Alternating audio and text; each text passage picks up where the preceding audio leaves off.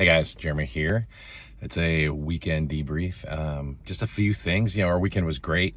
Had some great activities. We have a new dog, and so he's loving that. It's been super cool and soothing. We did some ornaments. That worked out a little bit. I'll show you an update later, but a little bit slow on the patience scale. But today I want to talk to you about the process of as you go through the divorce process, or that process and how that impacts your time with your kids.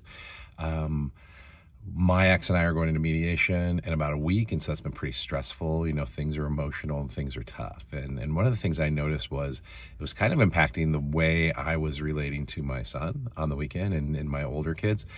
And so I had to really kind of recognize that and step outside of myself to really be in the moment with him as we spent the weekend together.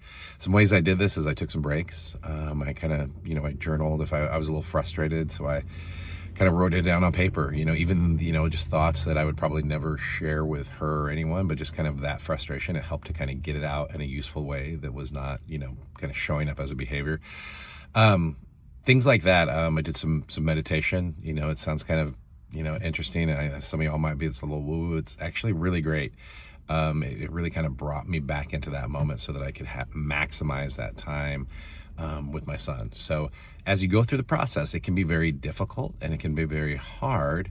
Even if you've been through the process and you have an ex who's just kind of a little bit more hands-on than you would like, kind of drives you crazy, try not to let that spill over into your time with your child.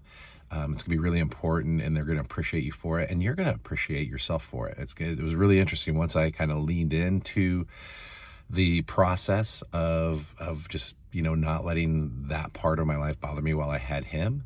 I really got to enjoy my time, and it really made me a little bit more open and actually a little bit more ready to deal with the things I had to deal with this following week. So anyway, that's the weekend update. Take some time for yourself, do some self-reflection, really lean into that time with your kids, and try to kind of let go the details of your ex and anything that might be going on with that. So anyway, have a great week, guys. More to come this week. Be sure to like and subscribe, and remember, don't just be their dad, be their father.